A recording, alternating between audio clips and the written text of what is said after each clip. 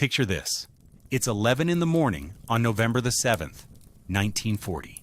You're standing on the shore of Puget Sound in Washington State, watching what's about to become the most famous engineering disaster ever captured on film. A massive suspension bridge, 2,800 feet of steel and concrete stretching across the water, like a ribbon in the sky, is twisting like someone wringing out a wet towel. The roadway is rotating 45 degrees from horizontal, not just swaying side to side like you might expect in wind, not just bouncing up and down. It's corkscrewing, writhing, undulating in ways that solid steel should never move.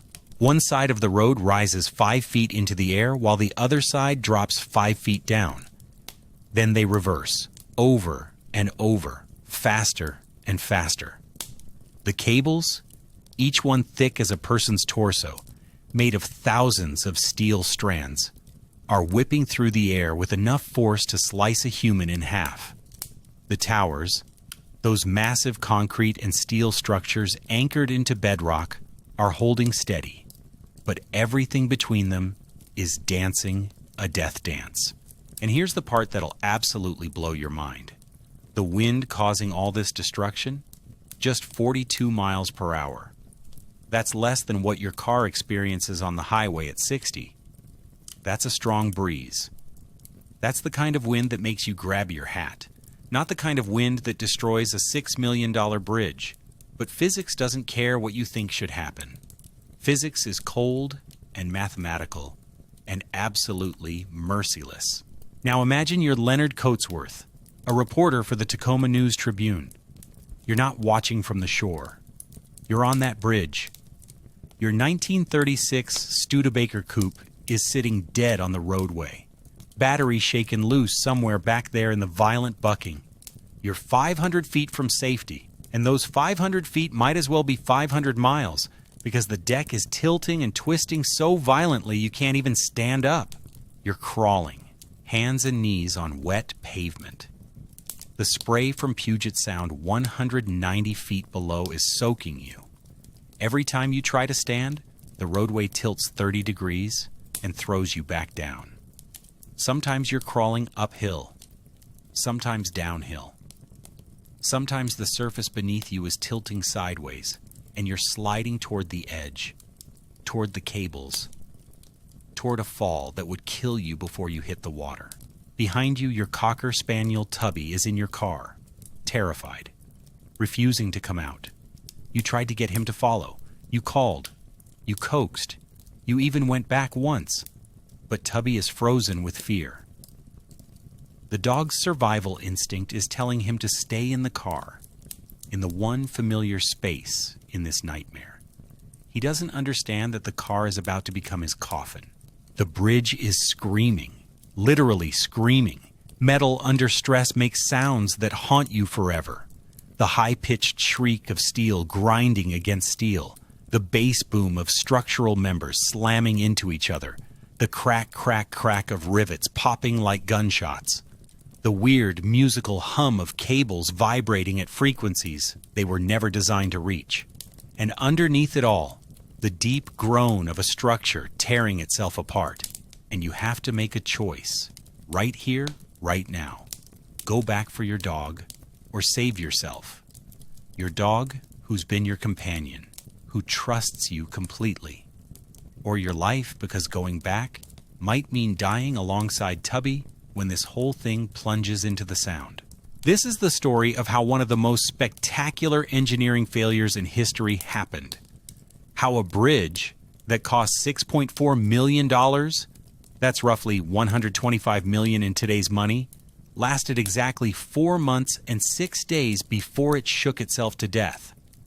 How brilliant engineers with impressive credentials and successful track records ignored every warning sign because their design looked more elegant than the boring, safe alternative. How a dog became the only casualty of a disaster that could have killed hundreds. And how this catastrophe fundamentally changed the way we build bridges forever, leading to mandatory testing protocols that are still used today. But here's the real question that'll haunt this entire story. The The question that makes you wonder about every bridge you cross, every building you enter, every piece of infrastructure you trust with your life. Was it ignorance or arrogance that killed Galloping Gertie? Because here's what makes this story so terrifying and so relevant, even 80-plus years later. These weren't incompetent engineers. Leon Moisseiff, the lead designer, had helped design the Manhattan Bridge back in 1909. He'd consulted on the Golden Gate Bridge. He was brilliant, respected, at the top of his profession. Clark Eldridge, whose design was rejected, was a solid, experienced bridge engineer with the Washington State Highway Department. These were smart people with good reputations, and they still managed to design a bridge that would destroy itself in moderate wind in less than 5 months. That's the nightmare fuel right there. Because if smart, experienced, well-credentialed experts can get it this catastrophically wrong, what else might be wrong that we don't know about yet? What other elegant design solutions are actually ticking time bombs? What other warning signs are being rationalized away right now in engineering firms and corporate boardrooms around the world? If you're into stories about spectacular engineering disasters, brilliant minds getting it catastrophically wrong, and how one dog's death changed construction standards worldwide, hit that subscribe button right now. Seriously, do it. And let me know in the comments if you'd ever heard about Galloping Gertie before watching this video, because this story should be way more famous than it is. It's got everything: political pressure, cost-cutting gone wrong, ignored warnings, dramatic last-minute escapes, and lessons that literally every engineer needs to know. Now, before we dive deep into the collapse itself and the engineering that went wrong, you need to understand the world this bridge was built in, because context is everything. The Tacoma Narrows Bridge wasn't designed in a vacuum. It was designed in the late 1930s, and the late 1930s were a very specific moment in American history. The Great Depression had just spent a decade hammering America into the ground. At its worst, unemployment hit 25%. People were living in shanty towns called Hoovervilles. Farmers in the Dust Bowl were watching their topsoil blow away. The economy had basically collapsed, and the government's main solution, pushed heavily by Franklin D. Roosevelt's administration, was massive public works projects. Build dams like the Hoover Dam and the Grand Coulee Dam. Build roads, build bridges, build parkways and tunnels and airports. The Public Works Administration, the Works Progress Administration, the Civilian Conservation Corps, all these New Deal programs had one goal: put Americans to work building infrastructure that would last for generations. It was economic stimulus through construction, and it worked, sort of. It gave people jobs. It gave communities hope. It gave the country a sense that things were being done, problems were being solved. America was still capable of greatness, even in the depths of economic catastrophe. But here's the thing about massive government-funded construction programs: they create pressure. Pressure to spend money quickly to get people employed. Pressure to show results to voters and taxpayers. Pressure to make every dollar count, to find efficiencies, to avoid waste. And that pressure, that rush to build fast and build cheap, can lead to corners being cut. Think of it like this: the 1930s were basically the startup boom of infrastructure, except instead of venture capital funding software companies, it was federal money funding dams and bridges. And just like in startup culture, there was this emphasis on innovation, on doing things differently than the old guard, on proving that the new generation could build bigger and better and more efficiently than their predecessors. The engineering culture of this era was all about boldness and progress. Modern materials were being developed: high-strength steel alloys, new types of concrete, better understanding of material science. Engineering calculations were getting more sophisticated. The profession was riding high on recent triumphs that seemed to defy the limits of what was possible. The Golden Gate Bridge had opened in 1937, and it was instantly iconic. 1,760 feet of center span, bright orange, international orange color, Art Deco styling, spanning the Golden Gate Strait in San Francisco. It was beautiful. It was bold. It was everything that modern engineering aspired to be. Joseph Strauss, the chief engineer, became a celebrity. The bridge became a symbol of American ambition and capability. Before that, the George Washington Bridge had opened in 1931, connecting New York City to New Jersey with a 3,500-foot main span, longer than anything that had existed before. And it worked flawlessly. These triumphs created confidence. They created momentum. They created a sense that engineers had figured out suspension bridges and could push even further. And that confidence, that belief that modern engineering science had conquered the problem of building long suspension bridges, was dangerous. Because the difference between justified confidence and fatal overconfidence is often only visible in retrospect, after something breaks. Suspension bridge design theory in the 1930s emphasized elegance and efficiency. The ideal bridge would use the minimum material necessary to carry the required load. It would be streamlined and modern-looking, not chunky and old-fashioned. It would demonstrate mastery over physics, not fearful over engineering. The aesthetic was important. Bridges were public monuments, expressions of civic pride and national capability. An ugly bridge that worked perfectly was considered a failure if there was a beautiful bridge that could work just as well while using less material. This emphasis on aesthetics and efficiency over safety margins, that was going to be a problem. Let's rewind to the beginning and understand why Washington State wanted this bridge so badly. Puget Sound is this massive, complex body of water in Washington State, with fingers and inlets and straits connecting different parts. The Tacoma Narrows is one of these straits, a relatively narrow passage about a mile wide, connecting the main body of Puget Sound to its southern reaches and providing access to the Olympic Peninsula beyond. If you were living in Tacoma in the 1930s and you wanted to get to the Kitsap Peninsula or the Olympic Peninsula, you had exactly two options, and both of them sucked. Option 1, drive the long way around. We're talking about adding 70 to 100 extra miles to your trip, going all the way down around the southern end of Puget Sound, then back up. In the 1930s, with the roads they had, that could add 3 or 4 hours to a journey. It made day trips impractical. It isolated communities. It hurt business and commerce. People who lived on opposite sides of the Narrows might be separated by only a mile of water, but effectively live in different worlds because of the travel time required to visit. Option 2, take the ferry. The Puget Sound ferry system was extensive, and the ferries were reliable enough. But they were also slow, expensive, and controlled by companies that knew they had a monopoly. If you wanted to cross the Tacoma Narrows by ferry, you waited for the next scheduled departure, which might be an hour away. Then you paid whatever fare the ferry company charged, which they could raise at will. And then you spent 20 to 30 minutes crossing. If you had a car, the cost was even higher. For people who needed to cross regularly for work, these ferry tolls added up to significant expenses. The ferry companies loved this arrangement. Captive market, no competition, steady revenue. They were making good money running these routes and had every incentive to oppose anything that might threaten their monopoly. So when talk started about building a bridge across the Tacoma Narrows, the ferry operators fought it hard. They lobbied legislators. They published newspaper ads warning about the cost to taxpayers. They emphasized the risks of bridge construction. Their real concern wasn't public welfare. It was their bottom line. Governor Clarence Martin saw the bridge as a triple win.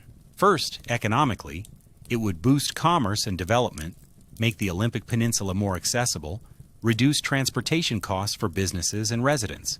Second, politically, big infrastructure projects are popular with voters. You can point to them, take credit, get your name on a plaque. Martin could campaign on, "I built the bridge that connected Puget Sound." Third, practically, it aligned perfectly with the federal government's Public Works Administration goals. Federal money was available for exactly this kind of project.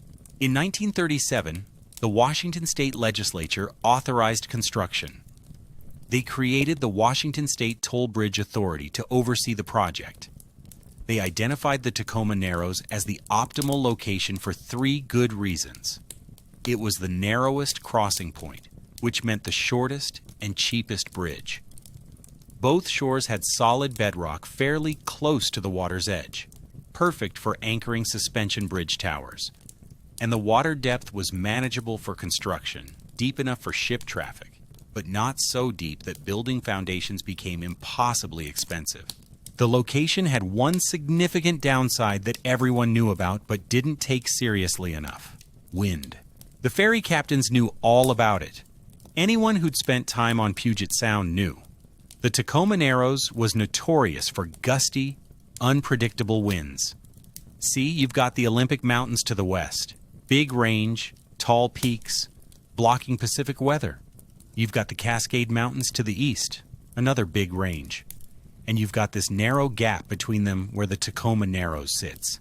Basic physics says when you force air through a restricted space, it speeds up. It's called the Venturi effect. Same principle that makes wind tunnel between buildings feel stronger than wind in an open field. The Tacoma Narrows was basically a natural wind funnel. Pacific weather systems would push air toward the coast.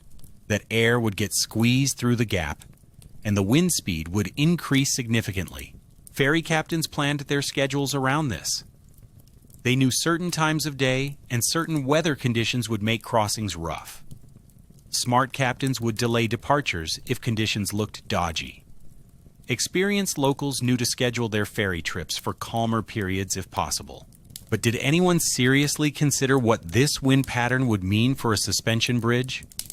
Not really. The assumption was that bridges were designed to handle wind. Every bridge faces wind. The calculations would account for it. The engineers knew what they were doing. There was no reason to think the Tacoma Narrows wind was special or dangerous. Except it was. They just didn't know it yet.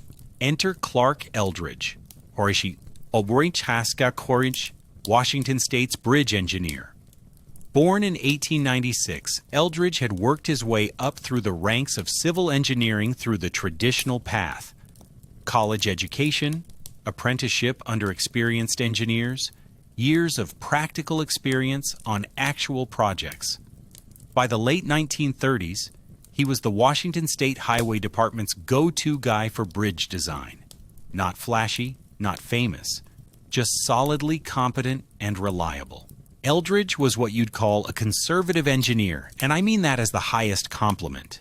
In engineering, conservative doesn't mean political ideology. It means you prefer proven solutions over innovative experiments. It means you'd rather over-design something by 10% than under-design it by 2%. It means you believe that bridges should be boring, predictable, and safe above all else. When Eldridge looked at the Tacoma Narrows crossing, he saw challenges that needed traditional solutions. You've got a 2,800-foot span. You've got a location notorious for wind. You've got water traffic that requires significant clearance height. You've got soil conditions that need careful foundation work. His response was to design exactly what conventional bridge engineering wisdom would prescribe: a suspension bridge with deep, open framework trusses. Specifically, Eldridge's design called for 25-foot deep trusses running the length of the bridge. Picture what that means. The roadway wouldn't be a flat surface sitting on top of shallow support beams. Instead, it would sit within a framework of structural steel that extended 25 feet deep, taller than a 2-story building. These trusses would be open framework, meaning they'd look like big steel grids with lots of empty space between the members. Why design it this way? 2 critical reasons. First, structural rigidity. Those deep trusses would make the bridge stiff. They'd resist bending and twisting. When wind pushed on the bridge or traffic loaded it unevenly, those trusses would distribute the forces and keep the roadway relatively stable. The bridge would barely move, which is exactly what you want. Boring is beautiful in bridge engineering. Second, aerodynamics. Though Eldridge probably wouldn't have used that term explicitly, Those open trusses would let wind pass through. Instead of the wind hitting a solid wall and building up pressure, it would flow through the framework. The bridge would be transparent to wind, more or less. This was conventional wisdom.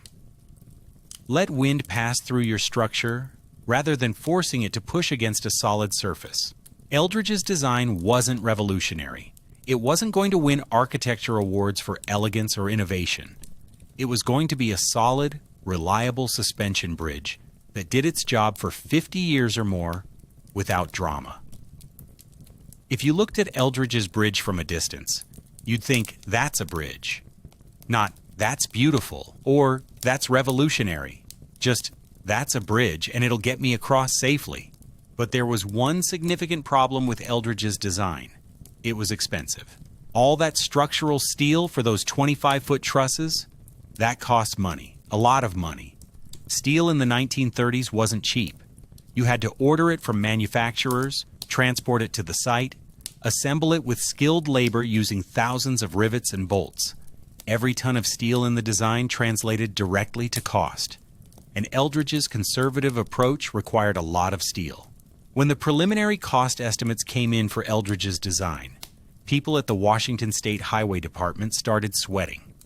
The Federal Public Works Administration looked at the numbers and said, essentially, "This is fine, but it's expensive. Can we do better? Can we find a more efficient design that accomplishes the same goal with less material and lower cost?"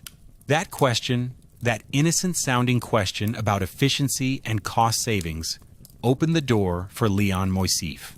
And Eldridge didn't fight it as hard as he maybe should have. He was a state employee, not an independent consultant. When the federal reviewers and state officials started pushing for a cheaper alternative, he couldn't exactly refuse. He expressed his professional opinion that his design was sound and appropriate. He likely raised concerns about deviating from proven approaches. But he was ultimately overruled by people more concerned with budgets than engineering principles. In hindsight, this is one of the great tragedies of the Tacoma Narrows story. Eldridge knew how to build a bridge that would have worked. His design was boring, expensive, and right.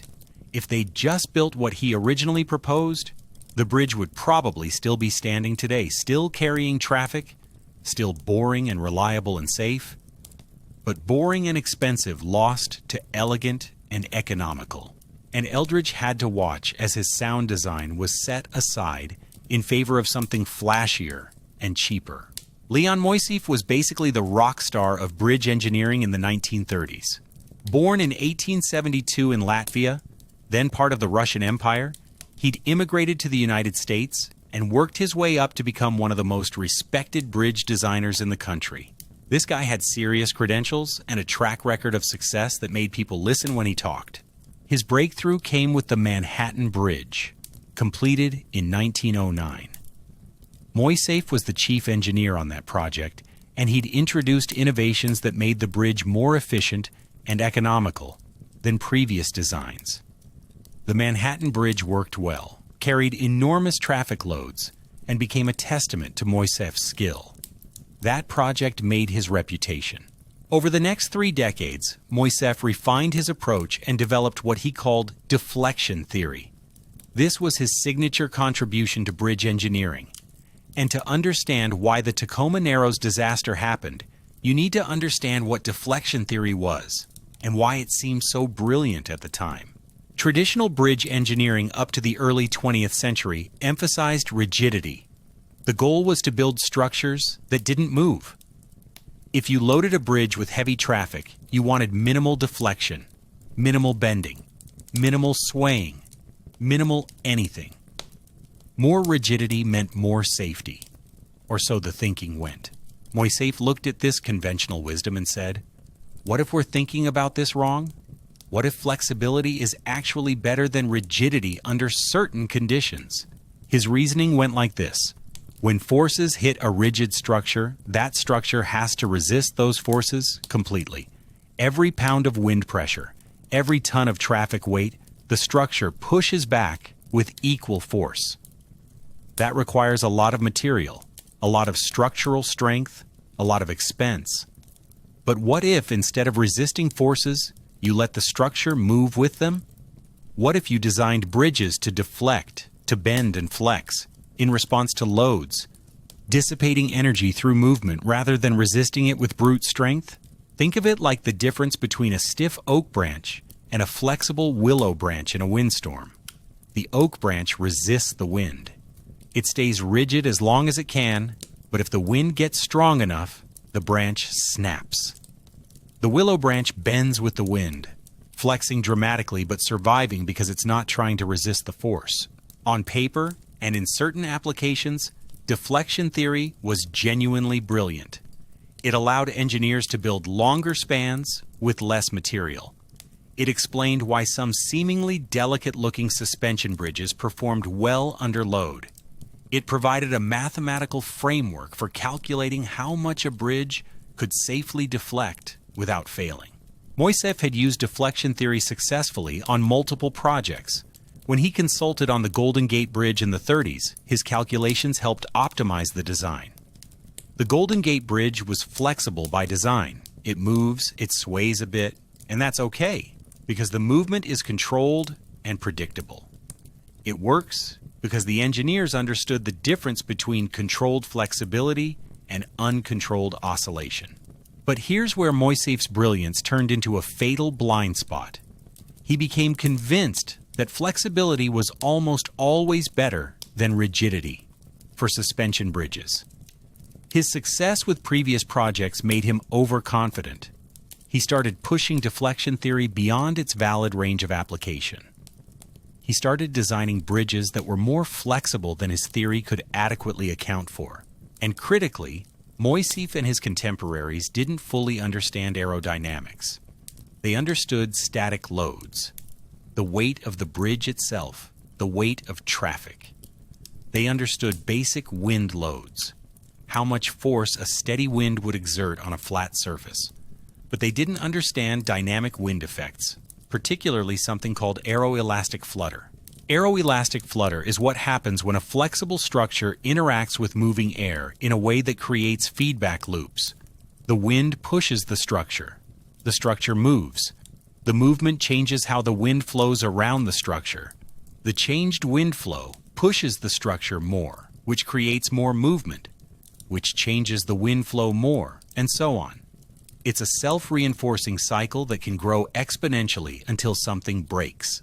Aircraft designers were starting to understand aeroelastic flutter in the 1930s because airplane wings had been experiencing it. Flexible wings in certain conditions would start oscillating violently, sometimes tearing themselves off the plane. The aviation industry was learning, the hard way, that you couldn't just make wings flexible and assume everything would be fine. You had to consider how they'd interact with airflow. But bridge engineers largely hadn't caught up with this understanding. They thought of wind as a static push, not as a dynamic flow that could interact with structural movement in complex and dangerous ways.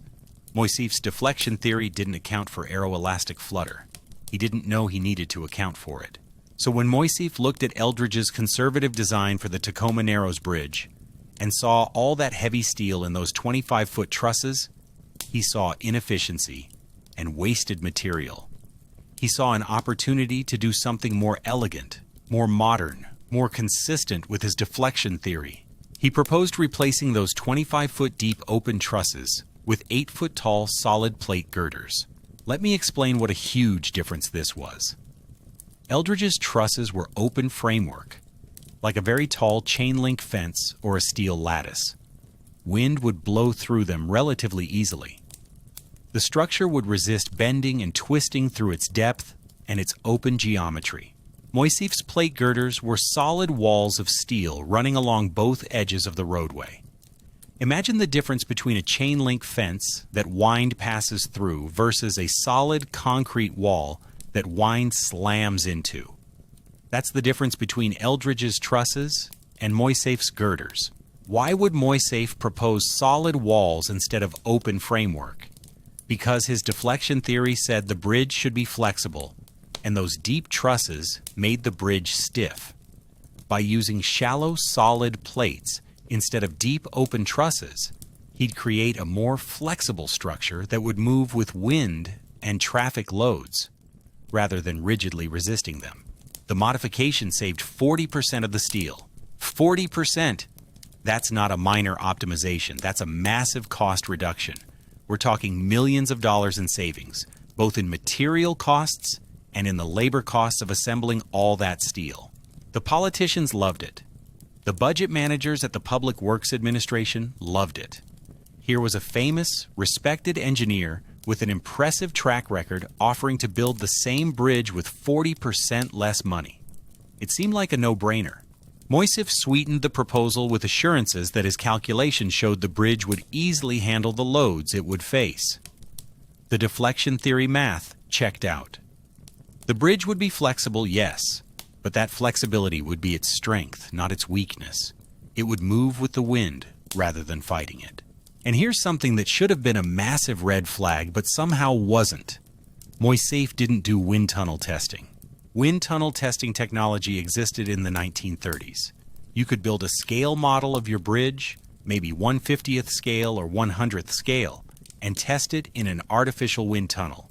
Put fans at one end, create controlled wind speeds and directions, and watch how the model behaves. Does it stay stable? Does it start oscillating? Does it twist? You can learn an enormous amount from wind tunnel testing. But Moisseiff didn't think he needed it. Wind tunnel testing was expensive. Building detailed scale models and renting time in wind tunnels cost money. More importantly, Moisseiff believed his calculations were sufficient. He'd done the math. Deflection theory predicted how the bridge would behave. The numbers said it would work. Why waste money on testing when the theory was clear? This is engineering arrogance in its purest form. Believing your calculations so completely that you don't bother to verify them with physical testing. It's like a software developer deploying code directly to production without testing because I wrote it carefully, so it should work. Sometimes it does work, but when it doesn't, the consequences can be catastrophic. Moisseiff's design was approved in November 1939. Eldridge's safe, expensive, boring design was rejected. Construction would proceed based on Moisseiff's elegant, economical, revolutionary design, and the countdown to disaster began. Construction began in June 1938 with Eldridge's original design. When Moisseiff's modifications were approved in November 39, they had to retrofit and adjust.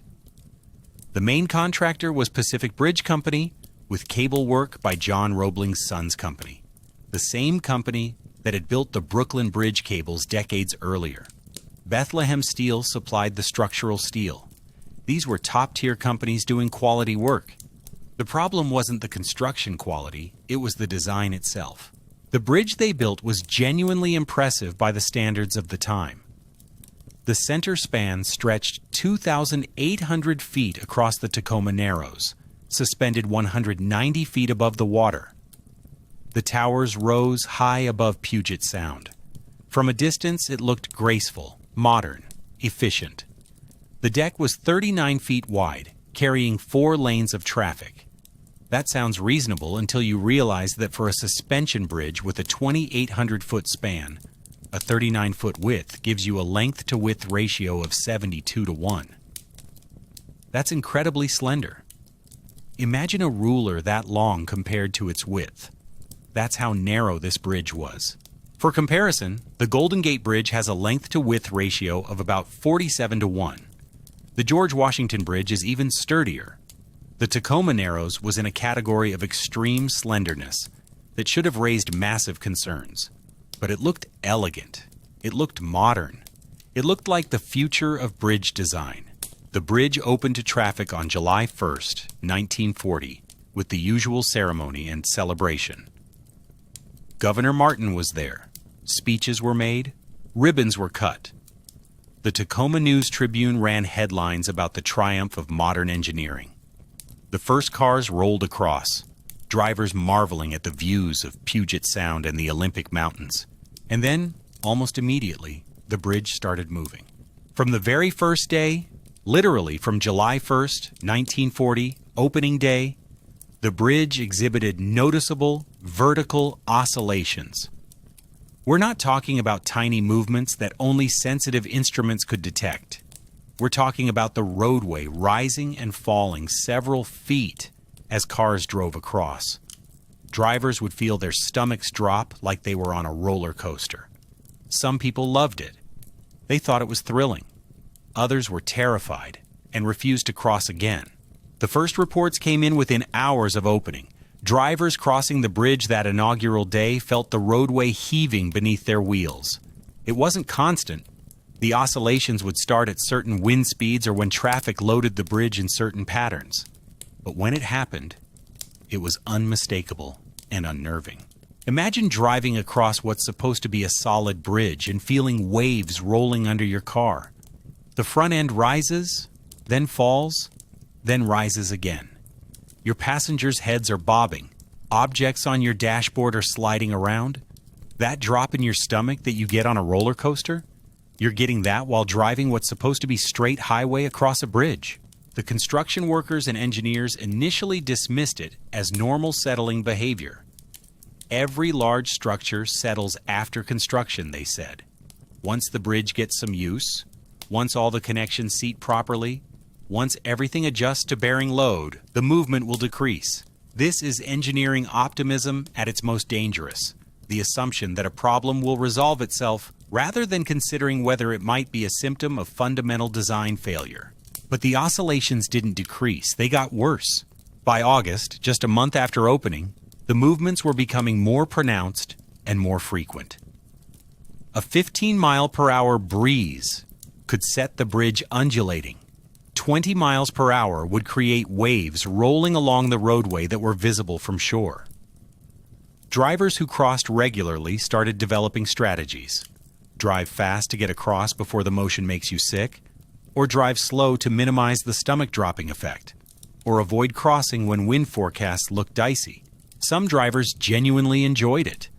They'd bring friends and family, pay the 10-cent toll, and drive across slowly, whooping and laughing as the roadway heaved beneath them. It was like a carnival ride. Have you experienced Galloping Gertie yet? Became a thing locals would ask visitors. Tourism actually increased because of the bridge's reputation for motion, but other drivers were having a different experience. People were getting motion sickness, genuinely dizzy and nauseous from the vertical acceleration. Some drivers would pull over partway across, there were shoulders on the bridge, and wait for their stomachs to settle before continuing. A few particularly sensitive souls threw up.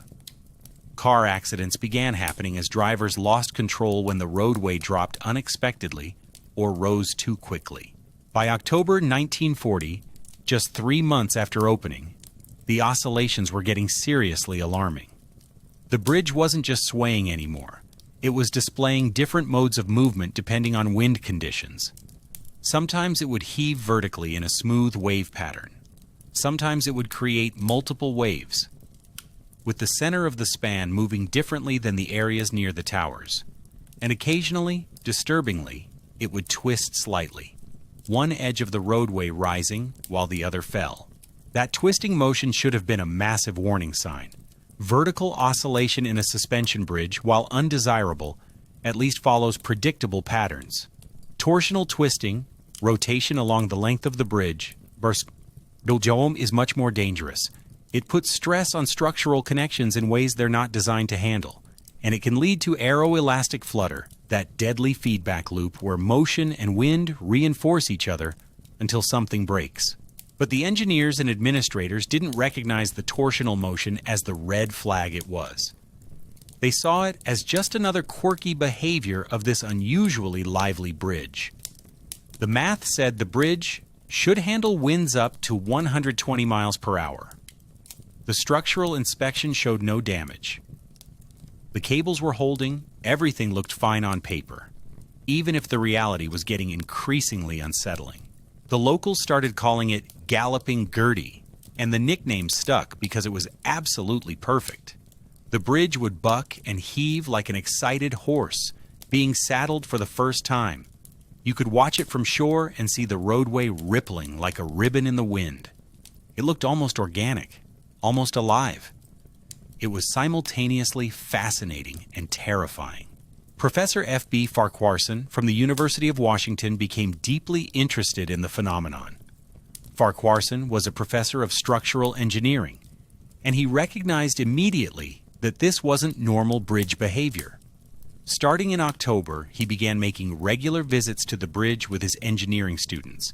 He brought cameras, expensive equipment in 1940, and measurement instruments. They filmed the oscillations. They measured the amplitude of movement. They documented which wind conditions triggered which types of motion. They timed the frequency of oscillations. Farquharson's documentation is incredibly important to this story because he was creating a scientific record of warning signs that everyone else was either ignoring or dismissing. His footage from October and early November shows the bridge deck rising and falling in smooth waves. You can see cars driving across, their suspensions bouncing as they ride the undulations. In some shots, you can measure the vertical displacement at 6 to 8 feet. The roadway is moving up and down in waves that are nearly as tall as a person. More concerning, Farquharson's later footage shows the beginning of torsional twisting. One edge of the roadway visibly higher than the other edge. The surface tilting at angles that should be impossible for a properly rigid structure. And you can see in the footage that the motion isn't random. It's rhythmic, periodic, following patterns that suggest resonance effects. Farquharson wasn't just documenting out of academic curiosity, he was worried. He shared his findings with other engineering professors. He likely communicated his concerns to the bridge authorities, though the historical record is unclear on exactly what warnings he gave and how forcefully he gave them. But he knew enough to keep filming, to keep measuring, to keep creating a record. He had the sense that something bad might happen, and he wanted evidence if it did. The bridge engineers and maintenance workers were very aware of the problem. How could they not be? Winfield Brown, who operated the toll booth on the Tacoma side, watched the bridge move every single day. He'd see it start swaying in the morning breeze and think, "Here we go again."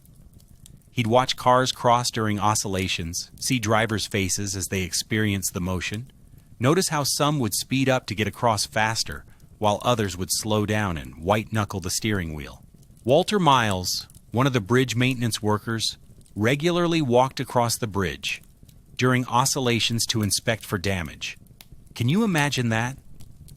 Walking across a swaying bridge 190 feet above water, feeling the deck heaving beneath your feet, hearing the cables creaking and the girders groaning, all while trying to do your job and check for loose bolts or fraying cable strands.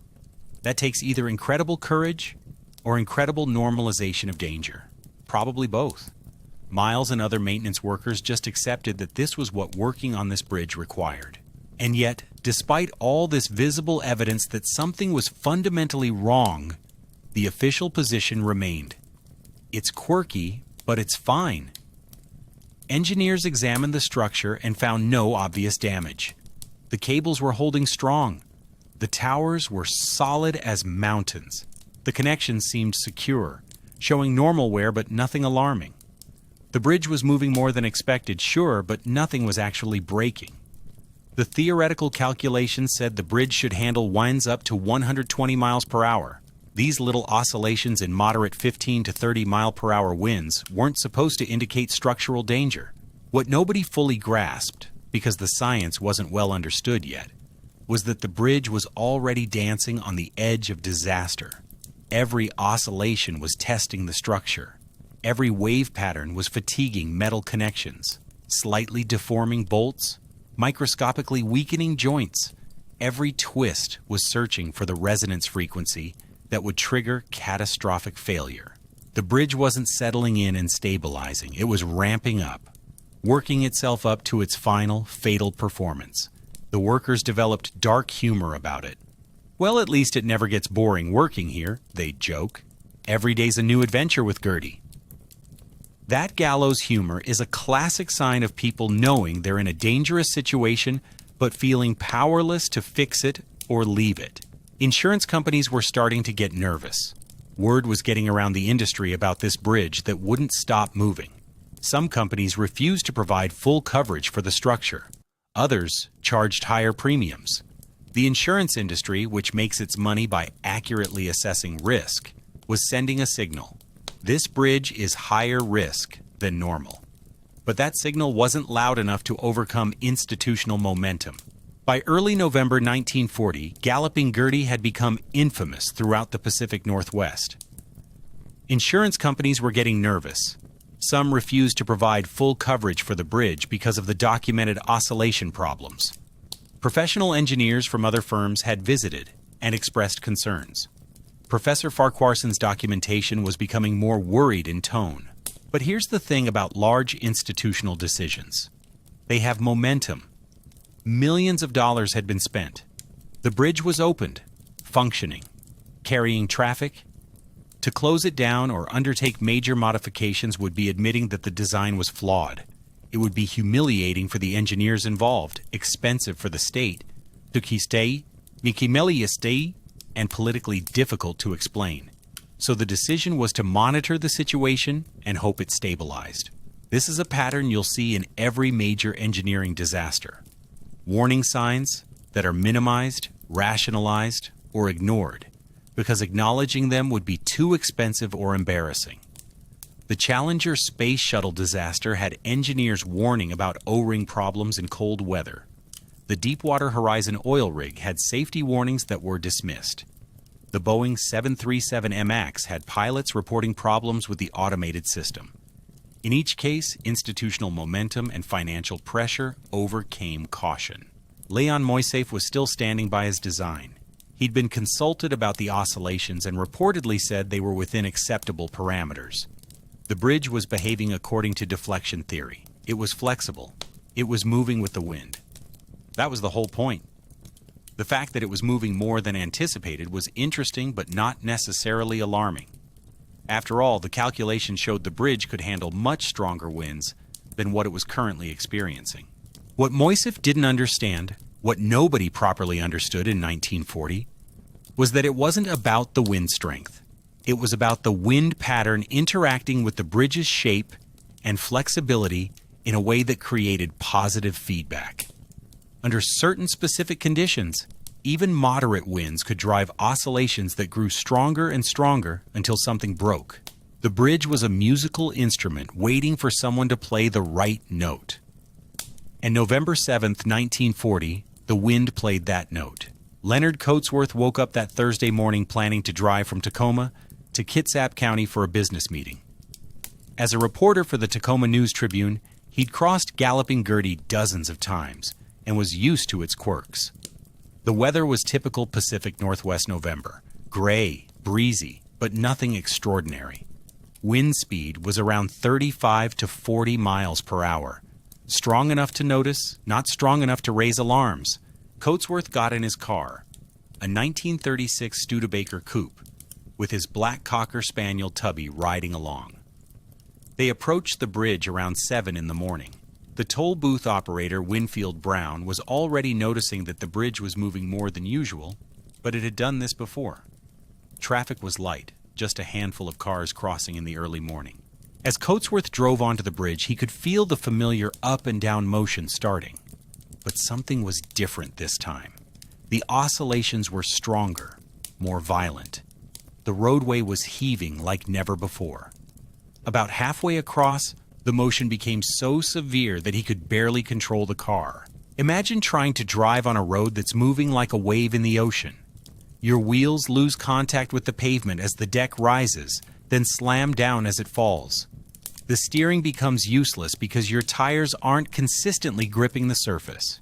Your stomach is doing flips because the vertical acceleration is matching or exceeding the drops on a roller coaster.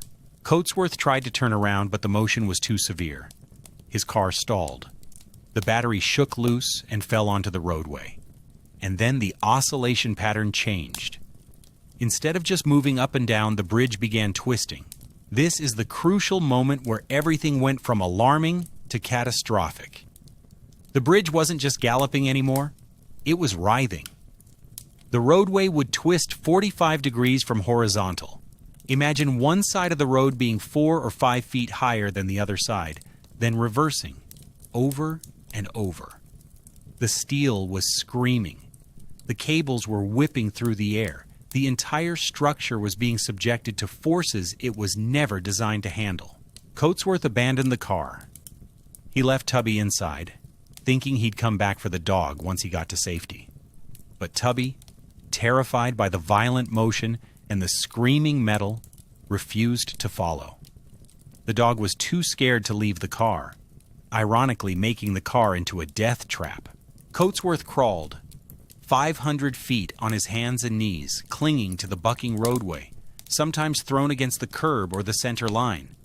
Later, he would describe it as the longest 500 feet of his life. Every time he tried to stand, the deck would tilt and throw him down. The surface was wet from spray coming up from Puget Sound below. The cables were snapping and whipping overhead. The entire structure was making sounds that metal should never make. He finally reached the east end of the bridge and solid ground. Behind him, his car sat abandoned on the twisting roadway, with Tubby still inside. By 9 in the morning, traffic had been stopped at both ends of the bridge. Winfield Brown at the toll booth had closed access. You don't let cars onto a bridge that's twisting 45 degrees from horizontal. That's an easy call. People were gathering on both shores to watch the spectacle. Residents of Tacoma and Gig Harbor were streaming down to the waterfront. Word was spreading. Galloping Gertie is really putting on a show today. This wasn't their first time seeing the bridge in dramatic motion. Over the past 4 months, the locals had gotten used to seeing it sway and heave. But this was different. This wasn't the familiar up and down galloping motion. This was twisting, corkscrewing, writhing in ways that even the jaded locals found frightening. People were setting up lawn chairs on the bluffs overlooking the Narrows, like they were preparing to watch a sporting event. Except what they were watching was a $6 million bridge being tortured to death by wind that wasn't even particularly strong. Professor Farquharson arrived with his cameras around 10 in the morning. He'd gotten word that the bridge was moving worse than usual, and he grabbed his film camera and drove straight there. He set up on the Tacoma side, finding a good vantage point that would let him film the full span. And thank goodness he did, because without that footage, people might not have believed what happened next. They might have thought the eyewitness descriptions were exaggerated, but Farquharson captured it all, creating some of the most famous engineering disaster footage ever recorded. The bridge was now in full torsional oscillation. The roadway would twist one way. Imagine grabbing a ribbon and rotating it clockwise, then snap back and twist the other way, counterclockwise, over and over with increasing amplitude. The main span was behaving like someone wringing out a towel. The motion was almost hypnotic to watch. This massive steel structure, this symbol of modern engineering achievement, moving like it was made of rubber. The physics happening here is fascinating and absolutely terrifying. The bridge had entered a state called aeroelastic flutter. The wind wasn't just pushing on the bridge randomly. It was interacting with the bridge's motion in a way that added energy to the system with each cycle. Think of it like pushing someone on a swing. If you push at random times, the swing moves chaotically and doesn't go very high. But if you push at exactly the right moment in each swing cycle, matching the natural frequency, each push makes the swing go higher. That's resonance. The timing is critical. The wind pushing on the Tacoma Narrows was hitting it at exactly its resonance frequency, the natural frequency at which the bridge wanted to oscillate torsionally. With each twist, the bridge's shape changed. With each change of shape, the wind pattern changed. And the new wind pattern reinforced the twist, making it stronger. Then that stronger twist changed the shape more, which changed the wind more, which reinforced it even more. It's a positive feedback loop, and positive here doesn't mean good. It means self-reinforcing. Each cycle adds energy to the system. The oscillations grow stronger. The amplitude increases. And unlike a swing, which eventually reaches a maximum height limited by the length of the swing's chains, the bridge had no such built-in limitation. The oscillations would keep growing until something broke. And things were about to break. You could see it in Farquharson's footage. The bridge deck at 10 in the morning, before the catastrophic failure, already showing stress. The surface of the roadway was rippling. The solid plate girders along the sides were flexing visibly. The cables connecting the deck to the main suspension cables were straining, pulled in directions they were never designed to handle. Some of the smaller structural members were vibrating so rapidly they appeared blurred in the film. By 10:30, the oscillation frequency was increasing. Not only was the amplitude getting larger, the bridge twisting further each cycle, but the cycles were happening faster. The resonance was tightening, finding the exact perfect frequency to do maximum damage. The sound carried across the water to the watching crowds, that screaming metal sound, that groan of overstressed steel, that crack, crack, crack of rivets popping. At around 11 in the morning, things reached the breaking point, literally and figuratively. The first failures were at the connections between the deck and the suspension cables. Remember, the bridge had been designed with these connections to be somewhat flexible. Flexibility was the whole point of Mosaif's deflection theory. But they weren't designed for this kind of torsional twisting.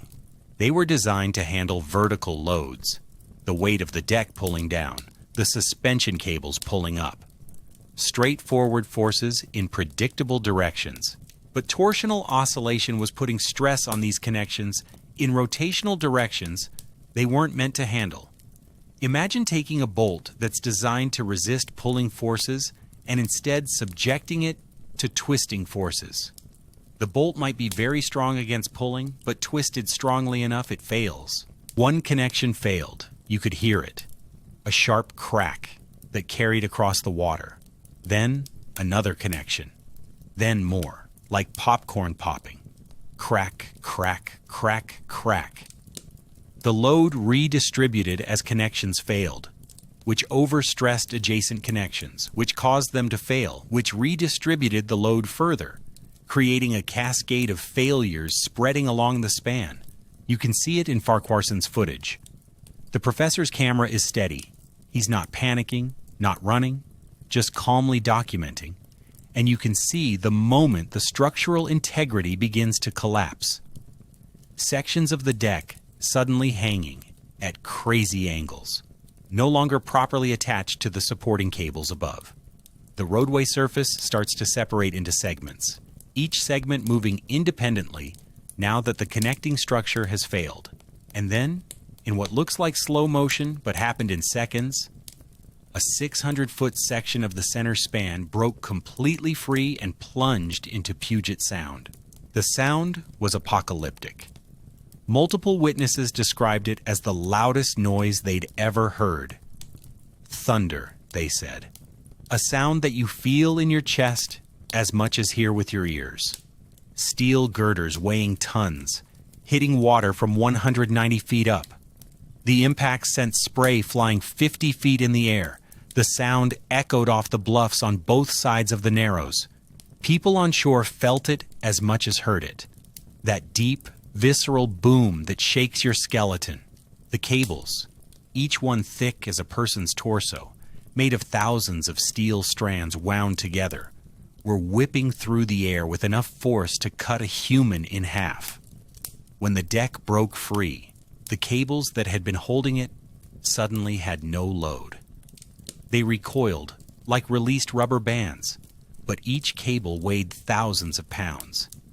The energy released as they snapped back was incredible.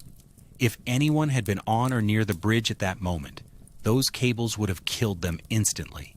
Coatsworth's car, with Tubby still inside, went down with that first section. The dog that had survived the hour-long torture of crawling, bucking, twisting deck died in seconds as the car plummeted 190 feet and crashed into the frigid waters of Puget Sound. The impact would have killed Tubby instantly, mercifully.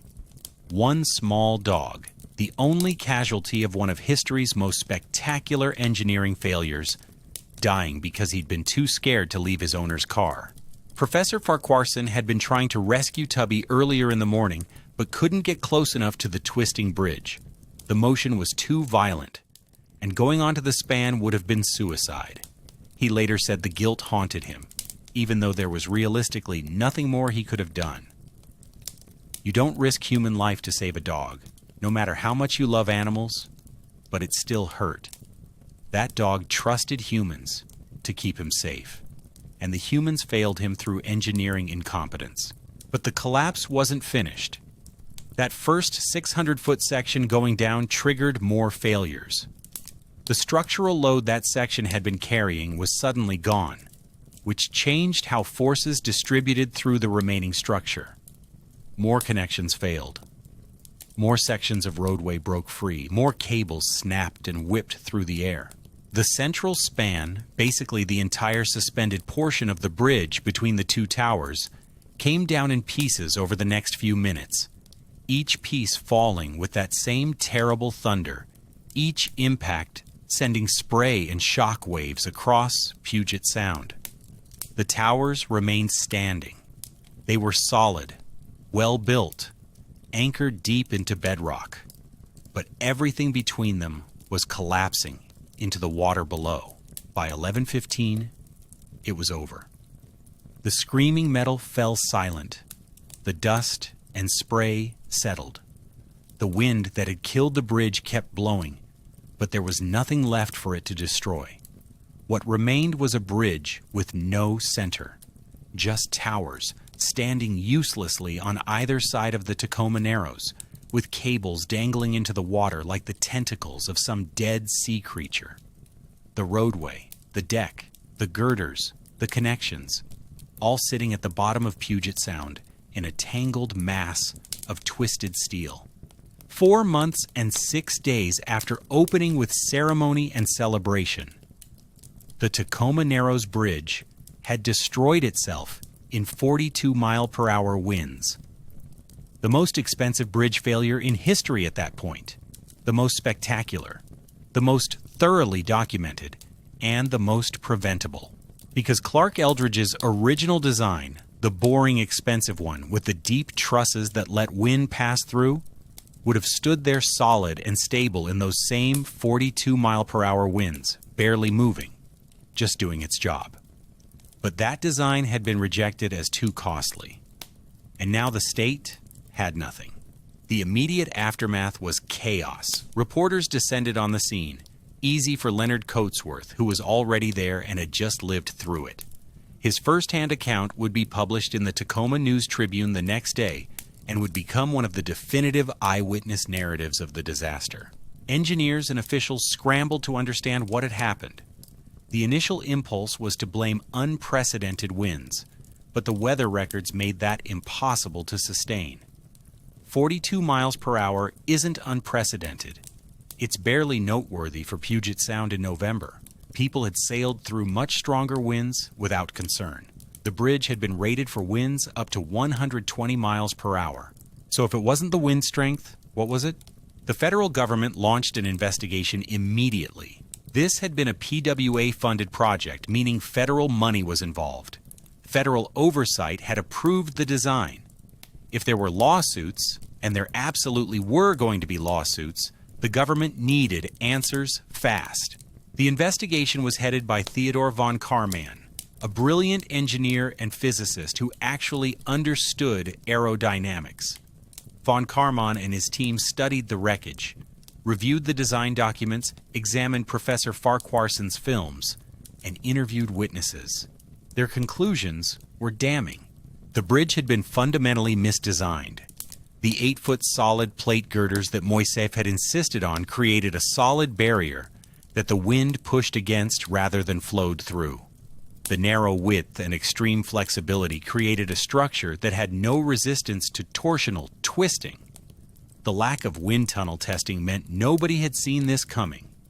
And the oscillations that had been happening since opening day, those were warning signs that the bridge was already exhibiting the aerodynamic instability that would eventually destroy it. In technical terms, the bridge failed due to aeroelastic flutter induced by von Karman vortex streets. Alternating patterns of vortices that formed as wind passed the blunt shape of the solid girders. These vortices created alternating pressure differences that drove the torsional oscillation. At certain wind speeds, the frequency of these vortices matched the natural torsional frequency of the bridge structure, creating resonance. Each oscillation added more energy to the system, growing stronger until the structural connections couldn't handle the stress. In simple terms, the bridge was like a guitar string that someone kept plucking at exactly the right rhythm until the string broke. Leon Moisseiff's reputation was destroyed. The man who'd been a bridge engineering rock star, who'd consulted on the Golden Gate Bridge, whose deflection theory had seemed so brilliant, was now the engineer whose design had catastrophically failed in less than 5 months. He tried to defend his work, but the evidence was overwhelming. His theory wasn't wrong for all applications, but he'd pushed it too far, oversimplified complex physics, and ignored warning signs. Clark Eldridge, whose conservative design had been rejected as too expensive, was quietly vindicated. Nobody apologized to him directly, but everyone in the engineering community understood he'd been right. His 25-foot trusses that allowed wind to flow through would have prevented this disaster. The 40% savings in steel had cost the state everything. The financial fallout was immediate and messy. The bridge had cost $6.4 million to build. Insurance claims totaled $5.2 million. But insurance companies looked at the situation and saw a design failure, not an accident. They argued that the policies didn't cover collapse due to fundamental design flaws. Years of litigation followed. The state wanted someone to pay for the loss. The insurance companies wanted to minimize their payouts. Moiseiff and the engineering firms involved faced lawsuits claiming professional negligence. The contractors who'd built the bridge argued they'd followed the design specifications perfectly. The construction wasn't the problem. Eventually, settlements were reached, but nobody walked away happy. The insurance companies paid out, but less than the full amount. The state got some compensation, but not enough to immediately rebuild. Moisseiff's professional liability insurance covered some of his exposure, but his career was effectively over. The human cost was simpler, but no less painful. 1 dog dead, 1 owner traumatized, and hundreds of people who'd crossed that bridge in its 4 months of operation, realizing how close they'd come to being on it during the collapse. There were some absurd silver linings. Professor Farquharson's footage became one of the most valuable pieces of engineering education material ever created. You can show someone 1,000 pages of theory about aeroelastic flutter and torsional oscillation, or you can show them 5 minutes of Farquharson's film, and they'll understand instantly. Engineering schools worldwide added that footage to their curricula. This is what happens when you don't respect aerodynamics, professors would say, as students watched Galloping Gertie twist itself to death. The wreckage at the bottom of Puget Sound became an artificial reef. The steel attracted marine life. Divers later explored the site and found sections of roadway and support structures covered in barnacles and kelp, slowly being reclaimed by nature. It's still there today, a submerged monument to engineering hubris. The Tacoma Narrows collapse forced the engineering profession to fundamentally rethink how suspension bridges were designed. Before Galloping Gertie, wind tunnel testing was rare and considered optional. After Galloping Gertie, it became mandatory for any major bridge project. The collapse revealed gaps in understanding that nobody had even known existed. Engineers thought they understood structural dynamics. They thought deflection theory was sound. They thought flexibility was the future. The bridge proved them wrong on multiple levels. New requirements emerged. First, aerodynamic testing became standard. Every major suspension bridge design would be tested as a scale model in a wind tunnel under various wind speeds and directions. Engineers would watch for any signs of oscillation or flutter and modify designs accordingly. Second, suspension bridges needed to be stiffer. Flexibility was good up to a point, but beyond that point, it was deadly. The length-to-width ratio needed to be conservative. Support structures needed to allow wind to pass through, not block it. Third, torsional rigidity became a critical design parameter. Bridges needed to resist twisting, not just bending. This meant redesigning how the roadway attached to the suspension cables and adding structural elements specifically to prevent torsional motion. Fourth, continuous monitoring became standard practice.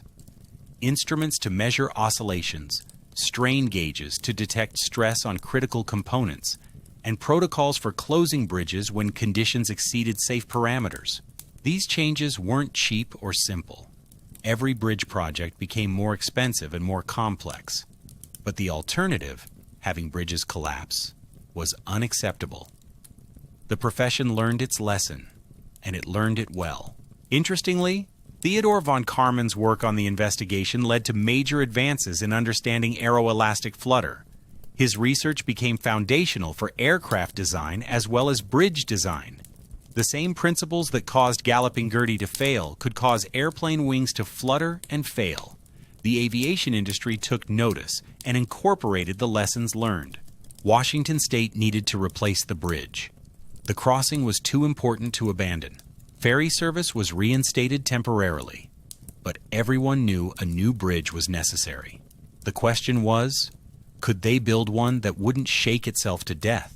Design work began in the mid-40s, but World War II delayed construction. Steel was needed for the war effort.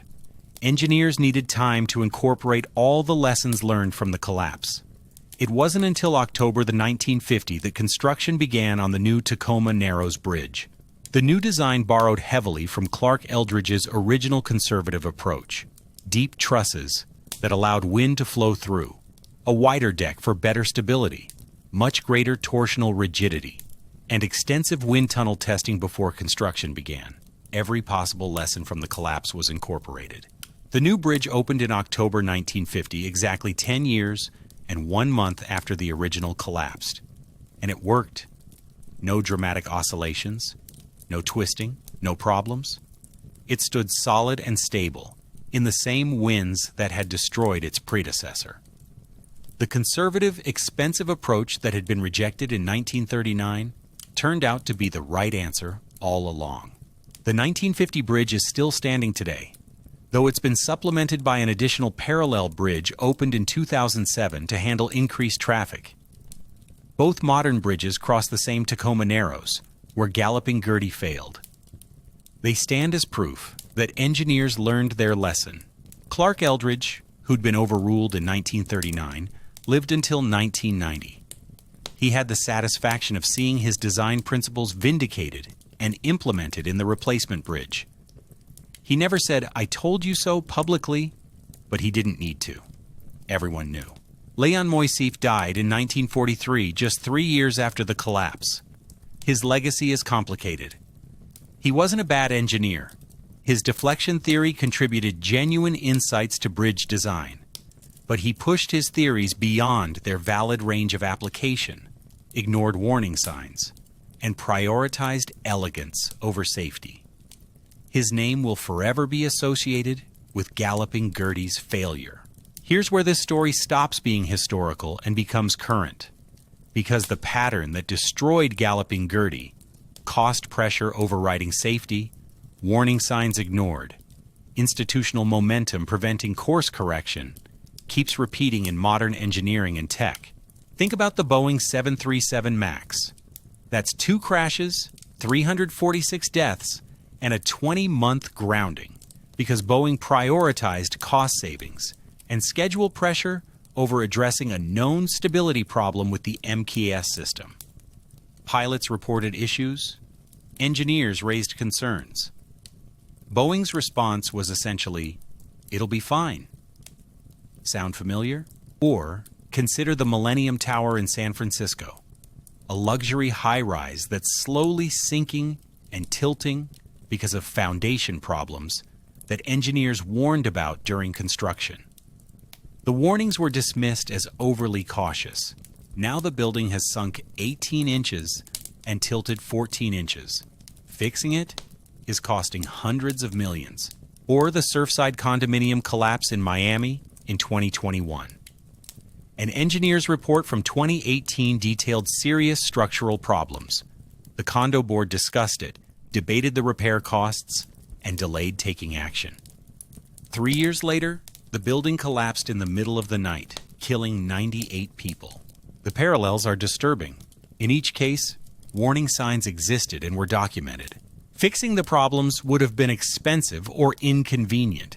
The institutional response was to minimize or delay. Catastrophic failure eventually occurred. The cost of the disaster far exceeded what prevention would have cost. The Tacoma Narrows collapse was in some ways less tragic than these modern failures because only one dog died. But the lesson is the same. Ignore engineering fundamentals at your peril. Cut corners on safety. And eventually physics will bill you for the difference. We like to think we're smarter now. We have better computers, better materials, better understanding of physics, and we do. But we also have the same human tendencies toward overconfidence, cost-cutting, and assuming problems will resolve themselves. The tech industry particularly struggles with this. Move fast and break things works great for software, where the worst that happens is a website crashes. It works terribly for physical infrastructure where break things can mean kill people. Yet we see the same rush to market pressure, the same dismissal of caution as old-fashioned thinking, the same belief that iteration will solve problems that should have been prevented in the design phase. SpaceX's approach of rapid iteration and accepting failures is often held up as an example of modern engineering done right. And in many ways it is. They're learning fast and improving constantly. But notice that they do this with unmanned test flights, not with bridges that people need to cross daily. They break rocket prototypes, not critical infrastructure. That's the key difference. You can afford to fail fast when failure doesn't kill anyone. Let's talk about Professor Farquharson's film, because it's genuinely one of the most valuable pieces of engineering documentation ever created. This was November the 1940, remember? Film cameras existed, but they were expensive and cumbersome. Not everyone had them. There was no reason to expect a bridge would collapse that day. It had been standing for 4 months after all. But Farquharson was there, camera in hand, and he captured the entire collapse sequence. And because he was an engineer, he kept filming even as the bridge tore itself apart. He didn't run. He didn't panic. He documented. The footage shows the full progression of the disaster. Early shots show the bridge oscillating vertically. You can see cars driving across as the roadway heaves like ocean waves. Then you see the motion change to torsional twisting, the deck rotating 45 degrees and snapping back. You see the beautiful, terrible rhythm of the oscillation growing stronger. And then you see the structural failure, sections of deck breaking free, cables snapping, the whole center span plunging into Puget Sound. If you haven't seen this footage, you should look it up. It's public domain and widely available. Watching it, you understand viscerally why this collapse was so important to engineering history. You see exactly how aerodynamic instability can destroy a structure. You see what happens when a bridge enters aeroelastic flutter. No amount of equations or explanations conveys it as clearly as those few minutes of film. Engineering schools have shown Farquharson's film to students for more than 80 years now. It's the ultimate lesson in why you don't skip safety testing, why you don't ignore warning signs, why you don't prioritize elegance over stability. Every civil engineering student has seen Galloping Gertie twist itself to death. That footage has probably prevented more engineering disasters than any other single piece of documentation. There's something both beautiful and horrifying about the footage. The bridge moves with an almost organic fluidity. It looks alive, writhing, and twisting. The collapse happens with a kind of terrible grace. It's engineering failure as performance art, captured perfectly for posterity. Let's come back to Tubby. Leonard Coatsworth's Cocker Spaniel, because there's something profound about this dog being the only casualty. If the bridge had collapsed at noon instead of 11 in the morning, if it had been a weekday instead of Thursday, if it had failed without the hours of warning oscillations that gave time to stop traffic, hundreds could have died. The bridge carried regular traffic. Losing the center span during rush hour would have been catastrophic. But because the oscillations that morning were so obviously dangerous, traffic was stopped. Because Leonard Coatsworth experienced the terrifying motion early and barely escaped, authorities knew to close the bridge. Because Professor Farquharson was there, documenting the increasingly violent movements, there was a record of the progressive failure. So the only death was a terrified dog who refused to leave his owner's car. Tubby's death was tragic, but in the context of what could have happened, it was miraculous. The disaster could have been so much worse. Coatsworth felt guilty about Tubby for the rest of his life. He'd tried to rescue the dog, but physically couldn't in the violent motion. Farquharson had tried to help, but couldn't reach the car. The dog was too scared to follow Coatsworth when he first abandoned the car. There was really nothing more anyone could have done, but guilt doesn't care about logic.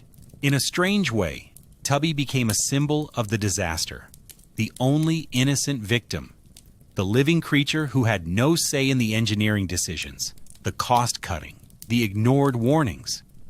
Tubby was just along for the ride, and that ride ended at the bottom of Puget Sound.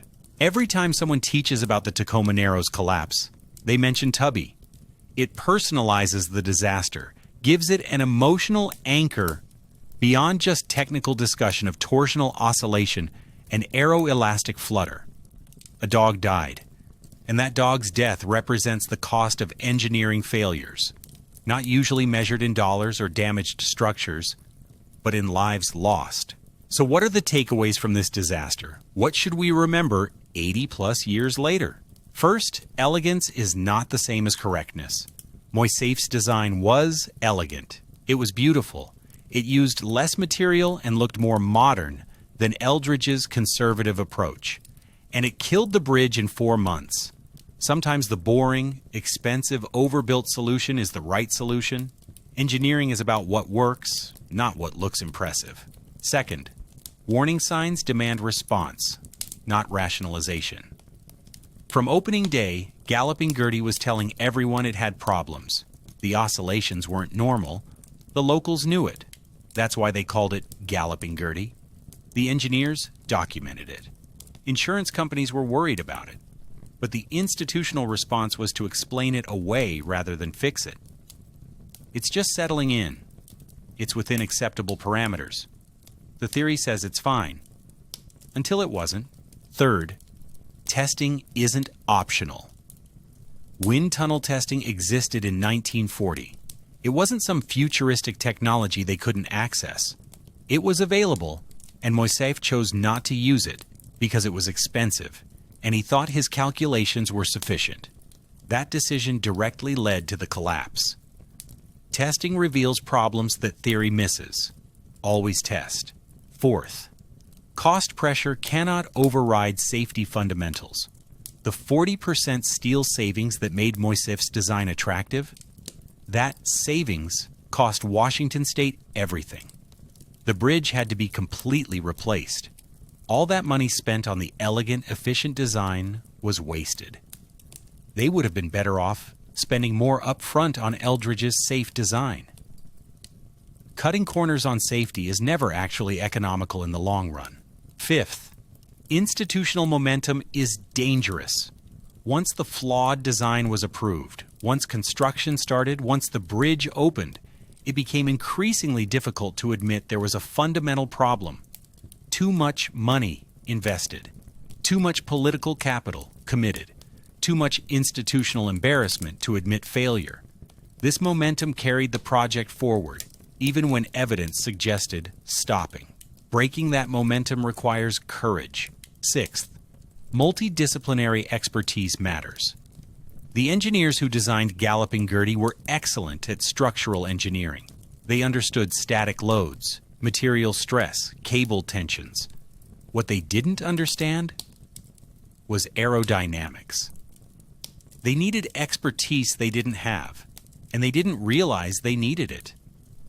Modern engineering projects require teams with diverse expertise, specifically to avoid these blind spots.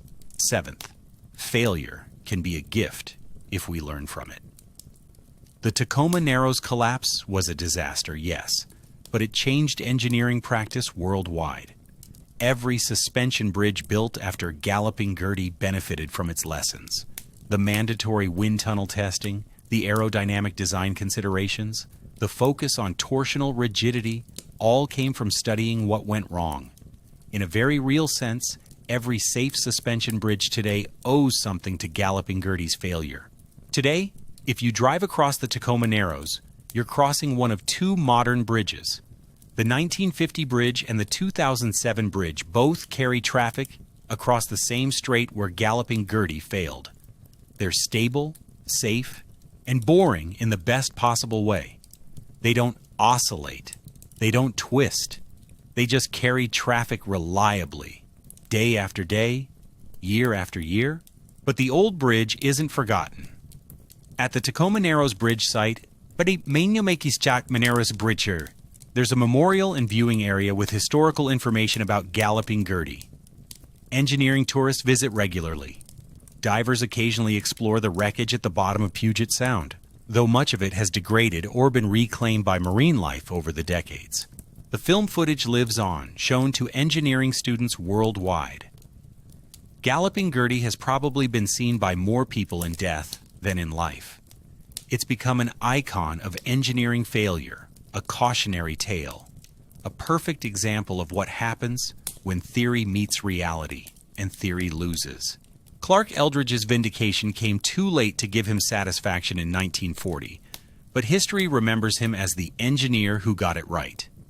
Leon Moisseiff is remembered as the brilliant engineer who pushed too far. Professor Farquharson is remembered for his documentation that educated generations. Leonard Coatsworth is remembered for his vivid first-hand account of surviving the bridge's final dance. And Tubby? Tubby is remembered as the innocent casualty of human hubris, the only death in a disaster that could have claimed hundreds. There's no memorial for Tubby specifically, but the dog's story is told every time someone teaches about the collapse. In a strange way, that terrified Cocker Spaniel became immortal.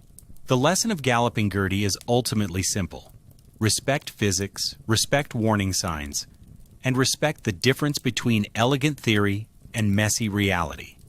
Engineers aren't artists working with paint and canvas, where failure just means a bad painting. They're working with steel and concrete and the lives of people who trust that infrastructure will be safe.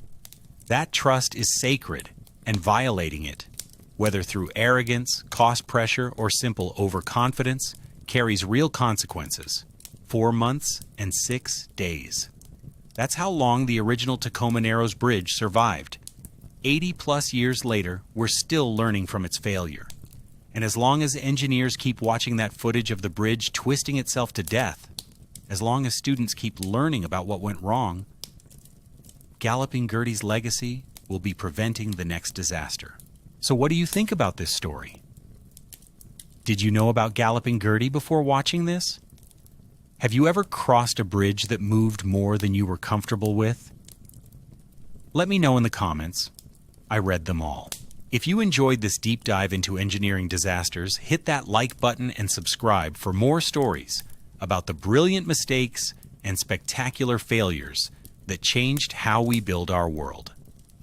And if there's a specific engineering disaster or industrial era invention you want to hear about next, drop that in the comments too. Because here's the thing, we learn more from failures than successes. Successful bridges just quietly do their job for decades. Failed bridges teach us lessons we never forget. Galloping Gertie failed spectacularly, but in doing so, it made every bridge that came after it safer. That's a legacy worth remembering. Thanks for watching, and remember, the next time you're crossing a suspension bridge and it feels rock solid and stable, you can thank a dog named Tubby and an engineer named Clark Eldridge who knew that boring and expensive beats elegant and deadly every single time.